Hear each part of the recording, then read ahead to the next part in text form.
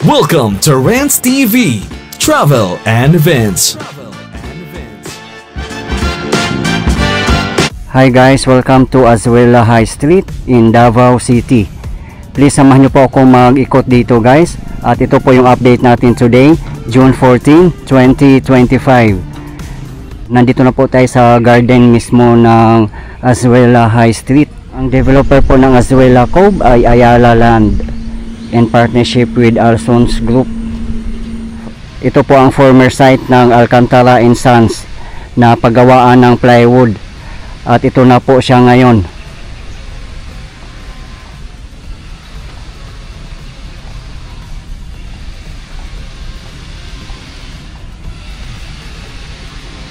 Marami pang mga shops dito na hindi pa tapos. Actually ongoing pa po ang construction nito.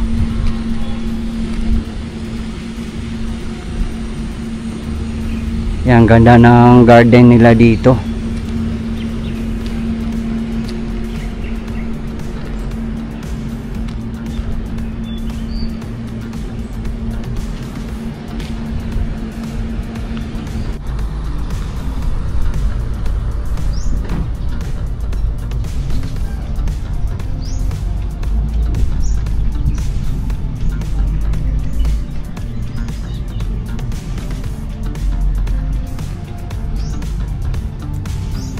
Grabe, ang laki ng development dito. Sobrang ganda. Ganda ng upuan nila.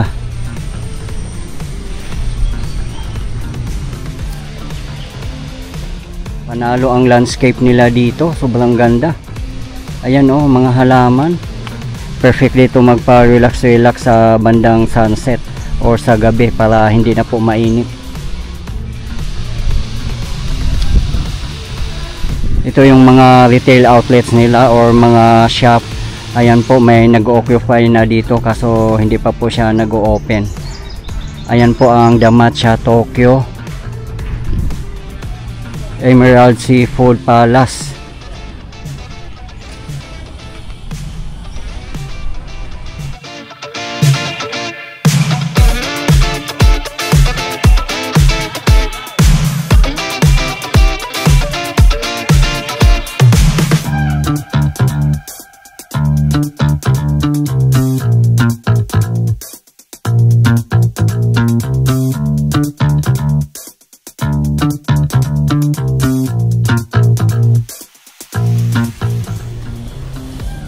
Marami ding mga mauupuan dito.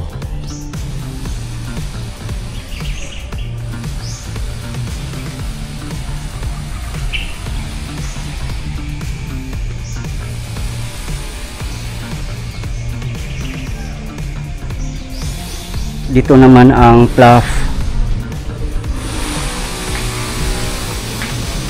Ongoing pa po ang construction niya dito. Diyan may nakabakod pa, hindi na tayo pwedeng dumiretso dyan.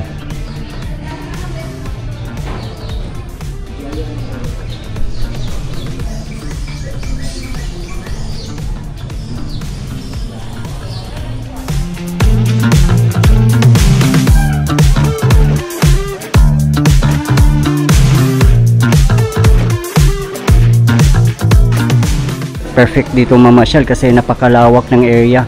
Napakaganda ng park at talagang modern na modern.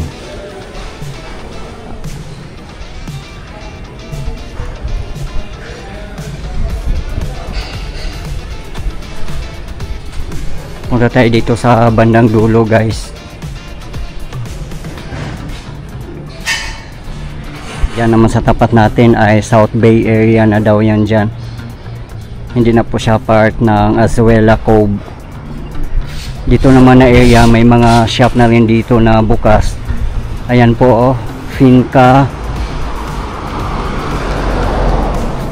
Fine Dentistry, TUF, Lush in the City.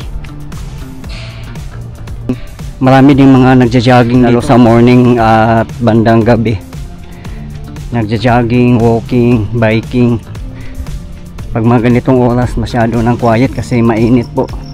Time check 10:30 AM local time. Diyan po sa bandang unahan ay dagat na po. Pupuntahan din po natin.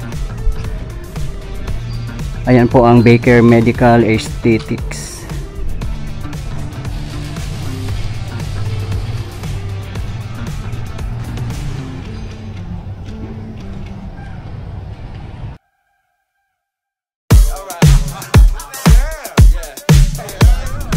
Dito naman na site ay magkakaroon ng Alveo and Ayala Land Company.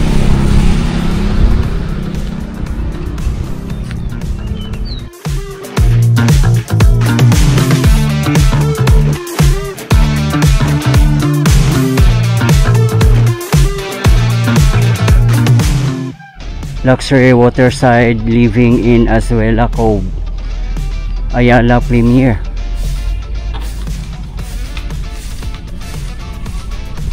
Talagang bumabaha ang mga projects dito sa Davao City, mapa government man or private sectors. Hindi na talaga mapipigilan ang pag-usad ng Davao City. Sa mga gusto mapanood ang iba pang updates ko dito sa Davao City, nasa aking previous videos lang po. Ito po yung The Residences Azuela Cove. Ito yung high-end residential condos. Meron po silang seaside promenade dito. Ayan, may gumagawa.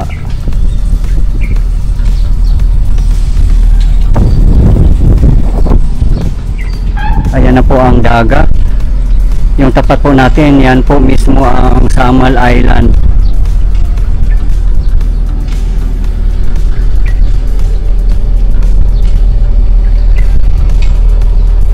Wow, grabe, ang ganda pala dito guys.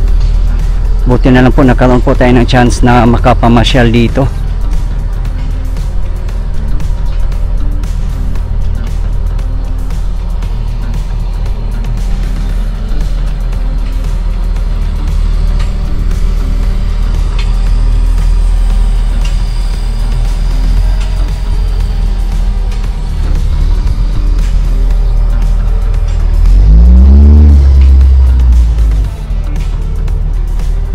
Kaya pala ang daming mga namamasyal dito, nagja-jogging, walking, biking. Kasi napakaganda pala talaga dito.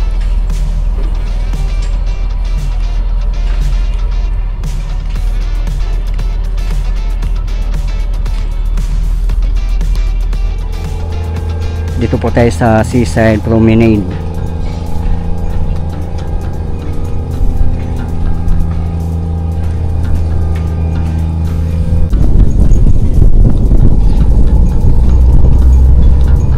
Mainit ngayon pero mahangin, kaya okay lang guys.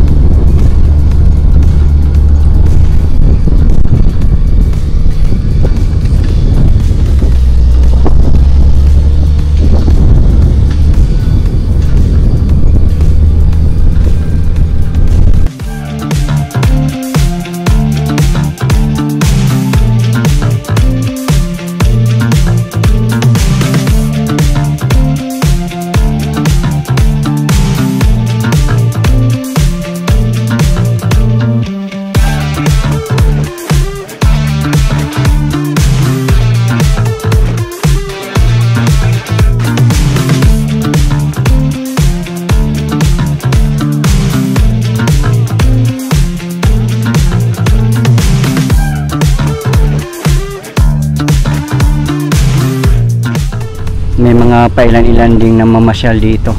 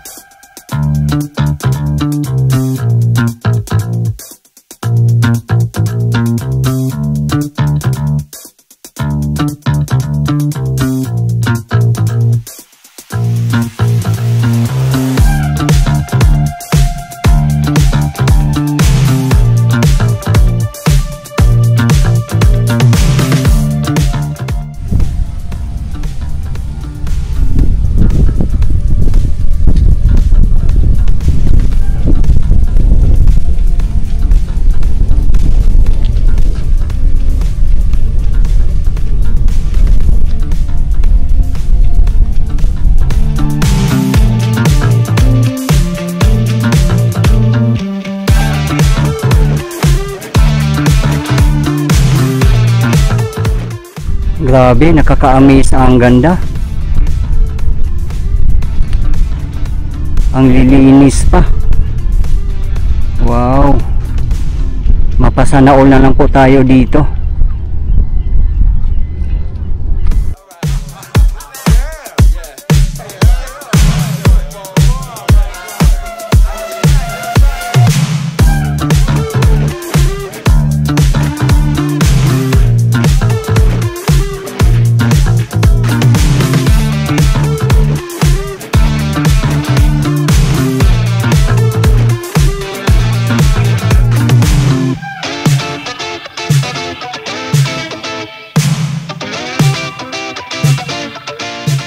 Ayan naman po sa tapat natin ang Davao Samal Bridge Project na ongoing construction po. Kitang kita po pala siya dito.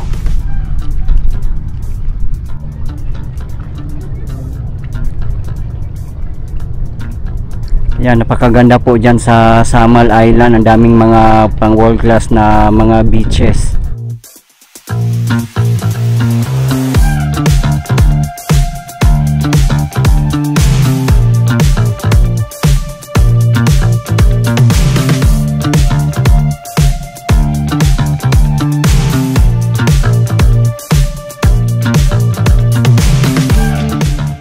Dito po dati yung pantalan ng Alcantara and Sons.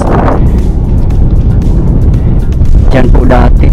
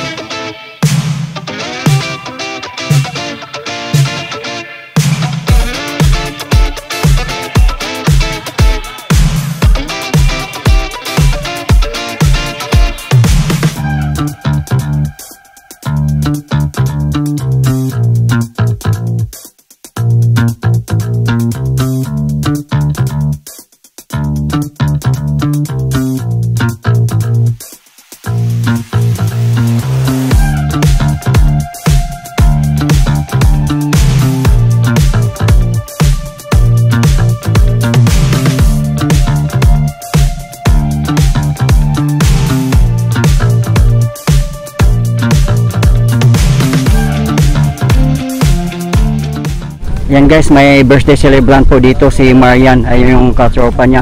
Hi guys, happy birthday Marian.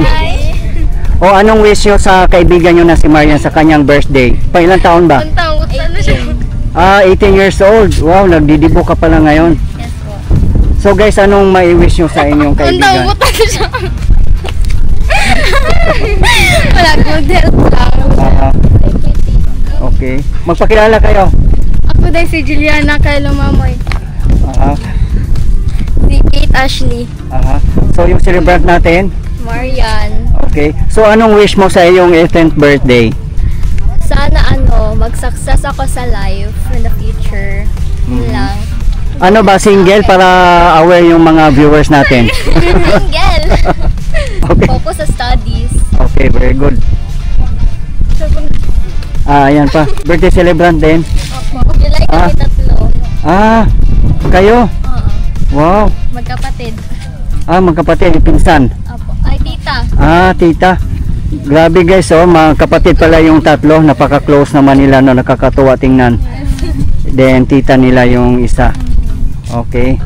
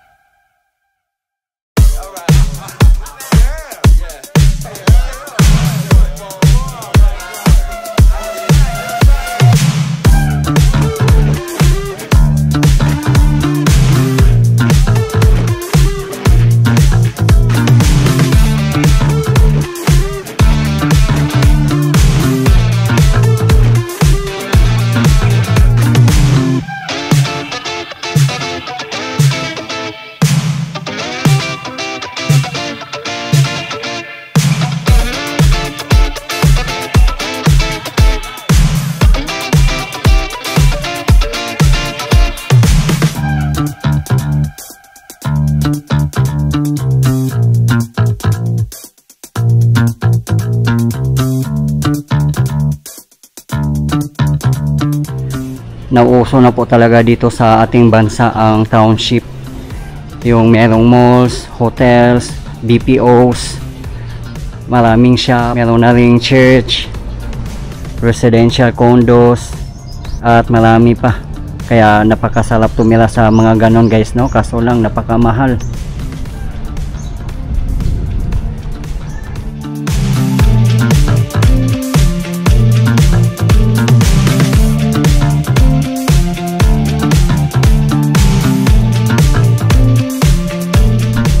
Silipin din po natin ang guys sa ano dito.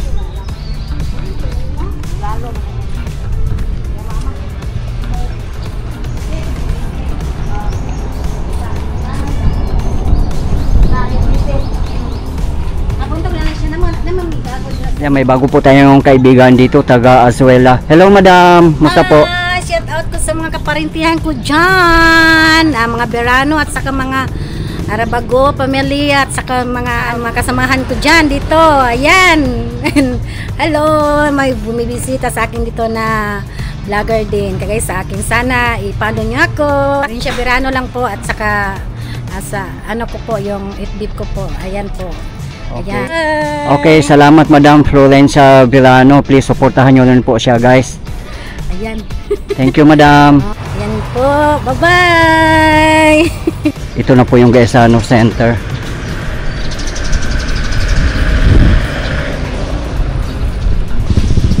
Dito na area marami na rin pong mga kainan dito at iba pang mga coffee shop.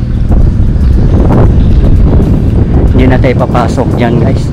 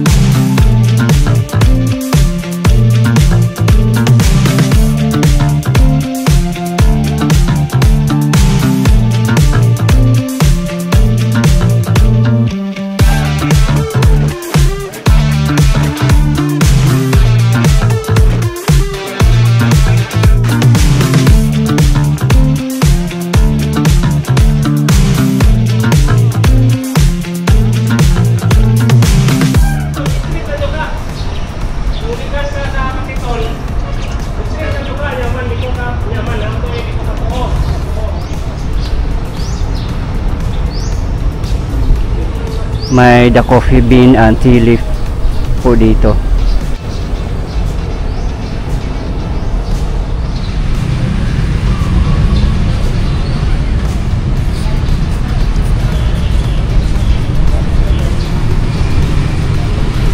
Ayan na po ang highway. Dito sa Bandang Bungad marami nang makakainan dito.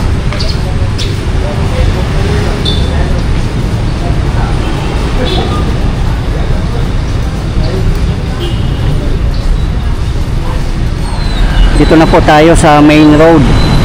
Ito po yung kahabaan ng R. Castillo Street. Yung diretso doon papuntang Agdao.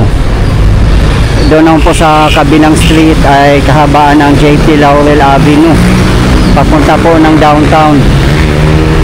Diyan naman po sa kabilang side ay papuntang Sasa, Panakan, Tibungko, Lasang, Panabo City, Tagum City at iba pang mga lugar. Ito po ang main entrance ng Azuela Cove. Dito lang po matatagpuan along R. Castillo Street and KM7 Lanang, Davao City.